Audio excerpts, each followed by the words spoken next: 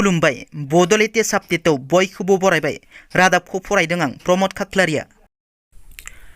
गिबि रादाबाव दङ डिलिमिटेशननि उनाव बिटिआरनि बर'फोरनि थाखाय फिन दुखुनांथाव रादाब।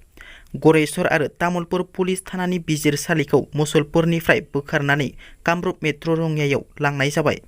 बे खौरांखौ लानानै जिल्ला नाङैनो रायजोनि गेजेराव दुंहाव थासारि सोमजिनायखौ नुनो मोन्दों।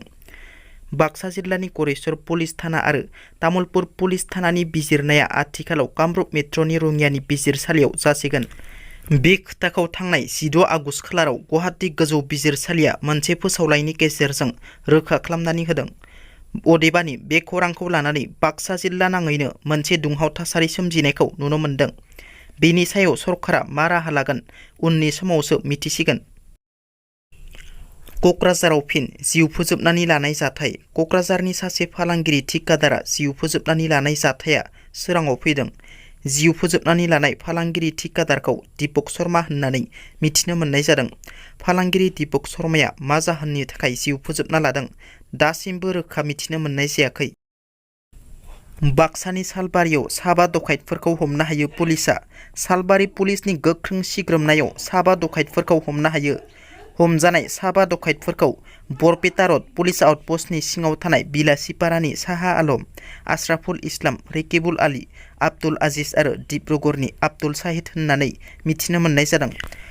हमजानाय डकाइतफोरनिफ्राय पुलिसआ गं 32 मबाइल फन, नोगोद 1,84,000 रां, गंबा गोबौ सिखा आरो गंसे AS-15Y 4564 नाम्बारनि आपाची बाइक आरो AS-15Y 5787 नाम्बारनि पालसार बाइक बोखांनो हायो पुलिसआ। मख'नो गोनांदि थांनाय 15 आगस्ट उदांस्रि सानखालि मोनाबिलि समाव सालबारिनि गौतम सेन, सुकुमार घोष आरो मनज कुमार मदकनि गलायाव सिखाव खावनाय जाथाय सोमजिदोंमोन। सिखावनि सन्देहआव सासे बर' सुबुंखौ बुनानै बुथारदों। तामुलपुरनि तिनिपुखुरियाव मरेल पुलिसनि जाथाय। सिखावनि सन्देहआव सासे लाइमोनखौ बुनानै जिउ फोजोबदों। जिउ गोमानाय लाइमोना तिनिपुखुरि गामिनि 27 बोसोरनि बिनोद ब्रह्म। तिनिपुखुरि गामिनि बलाय दास मुंनि सुबुंनि न'खराव हरनि समाव सोमजिदोंमोन बे जाथाया। जिउ गोमानाय बिनोद ब्रह्मखौ बलाय दासआ दुरुंजों खानानै गाज्रि रोखोमै गाग्लोबनानै जिउ फोजोबनायनि अजद न'खरनिफ्राय। जाथायखौ लानानै ओनसोलनाङै गाज्रि थासारि सोमजियो। जाथायसालियाव तामुलपुर पुलिसनि हान्जाया नुजाथिहैनानै नायबिजिरनायखौ जागायोब्लाबो दायनिगिरि बलाय दासआ खारखोमानानै दं होननानै मिथिनो मोननाय जादों। दिनैनि रादाबा एसेनोसै। नोंथांमोना जुदि आंनि रादाबखौ खोनासंनानै मोजां मोनदोंब्ला अन्नानै लाइक, शेयार आरो साबस्क्राइब खालामनो दाबाव। गोजोन्थों।